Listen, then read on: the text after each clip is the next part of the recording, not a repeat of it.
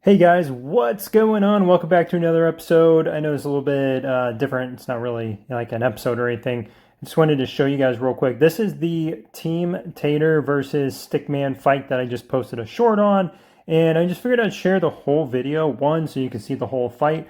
But then two, just to, you can see how much I edited out of this and what I had to do to speed up and change in order to get it into a 30 or a 60-second clip and to allow me to make it a short and put a quick little audio edit to it as well.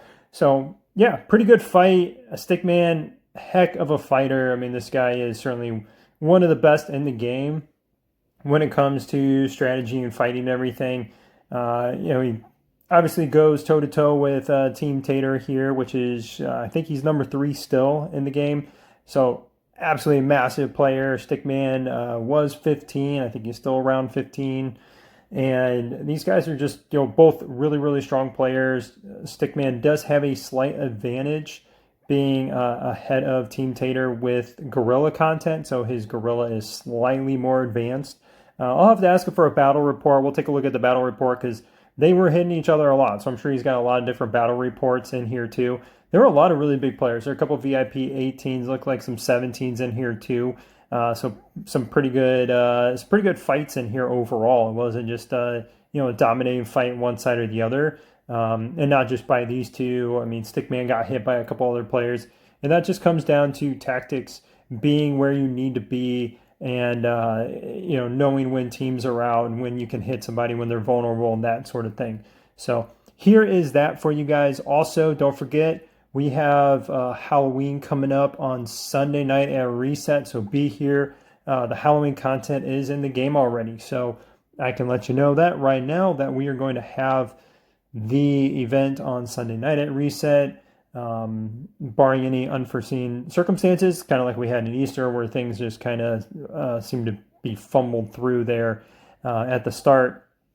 But anyways, back to the fight here. This is the part where they're just kind of hanging out together. I thought it was pretty cool seeing the base animations together here between the two. Kind of almost had it timed up perfect to where Stickman's guy was shooting his little lasers, burning the ground, and then the little trash panda throwing the Molotov cocktail onto the ground.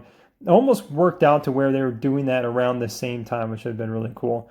So you can see their animations are slightly different as far as the timing goes. So yeah, anyways, back to this fight here. Stickman jumping to the middle and trying to hold the middle as well as take a couple points on the side. And there's a couple different strategies you can do here. One, you can either try to hold the exterior points and take the middle and just try to hold everything and then account or continually get those points over time, or try to hold a couple points while capturing every single supply. If you can capture every single supply, you can continue to flip those points. And I'm talking about points of interest here. You can continue to flip the points of interest, which will give you points and continue to accrue points. But the points you get from those boxes don't go away. So that's something to think about. So if you're able to capture every single box around the map every time the supply drops drop, that's going to give you an advantage because you're going to get 1,000 here, 2,000, 3,000, 4,000 as you start to accumulate those over the match. Next thing you know, if you capture say 6 of those, you're going to have 6,000 points that your opponent is trying to get by capturing the points of interest, like the nuclear silos or the outer buildings. So if you're able to hold a couple of the outer buildings, capture those supply drops, you're going to continue to grow that gap to where they can no longer catch up without just dominating, holding all the points of interest and then trying to capture the supply drops later. So that's the thing too. If they start going for the supply drops later, that means they have to leave those points of interest, which allows you to go and capture those. So make sure you are always looking for, hey, what is available? How many points is it going to give me if I take it over? Is it worth sending a team over or teleporting over, abandoning my post or whatever you're doing to take over those points for a quick flip? And that could make a difference. I mean, if you're, say, 1,000 points away from winning, you go and capture something that's going to give you, say, 6,000 or 600 points very quickly, you get those 600 points, and all of a sudden now you're just a few ticks away from winning the battle.